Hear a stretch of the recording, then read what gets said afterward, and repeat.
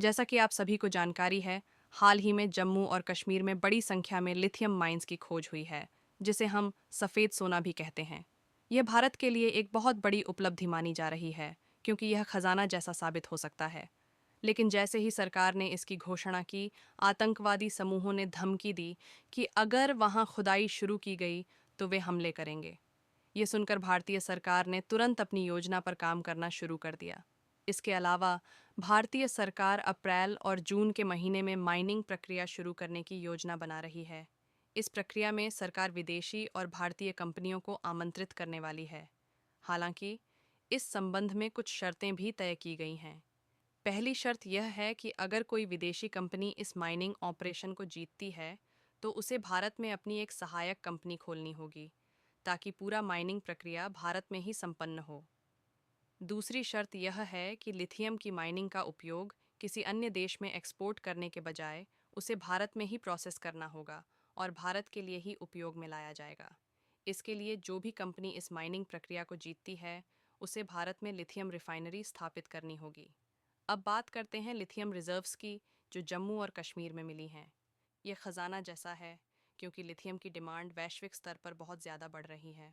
आज के समय में कई देशों के पास लिथियम रिजर्व्स की कमी है, लेकिन जम्मू और कश्मीर में मिले लिथियम रिजर्व्स के बाद भारत की स्थिति इस क्षेत्र में तीसरे नंबर पर आ जाएगी। यह लिथियम इतना अधिक है कि इसे निकालने के लिए कश्मीर में खनन प्रक्रिया को बढ़ाकर अन्य स्थानों के मुकाबले अधिक लिथियम प्राप्त किया जा सकता है। आप सभी को यह तो पता ही होगा कि लिथियम का मुख्य इस्तेमाल बैटरियों के निर्माण में होता है, खासकर इलेक्ट्रिक वाहनों की बैटरियों में। आने वाले समय में इलेक्ट्रिक वाहनों का चलन तेजी से बढ़ेगा, क्योंकि पेट्रोल और डीजल से चलने वाली गाड़ियां जल्द ही बंद हो जाएंगी। यदि हमें वैश्विक स्तर पर इलेक्ट्रिक वाहनों की बैटरियों की मांग को पूरा करना है, तो हमें बहुत अधिक लिथियम की आवश्यकता होगी। अगर भारत के पास ज़्यादा से ज़्यादा लिथियम रिजर्व्स उपलब्ध होंगे, तो हम इसका इस्तेमाल करने के बजाय उसे दूसरे देशों को एक्सपोर्ट करके अच्छा मुनाफा कमा सकते हैं।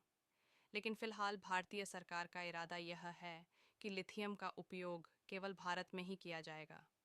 इसका उपयोग इलेक्ट्रिक वाहनों से लेकर उन सभी क्षेत्रों में किया जाएगा जहां लिथियम की ज़रूरत होती है। इस प्रकार भारत अपने लिथियम संसाधनों का पूरी तरह से लाभ उठाने की योजना बना रहा है, और इसके द्वारा लागत को भी कम किया जा सकेगा। कुल मिलाकर जम्मू और कश्मीर में मिले लिथियम रिजर्व्स भारत के लिए एक बड़ा अवसर लेकर आए हैं, और सरकार इसे अपनी आवश्यकताओं के लिए पूरी तरह से इस्तेमाल करने की योजना बना रही है। भविष्य में इसका उपयोग भारत के लिए आर्थिक रूप से लाभकारी हो सकता है, और इससे देश के विकास में भी योगदान मिलेगा।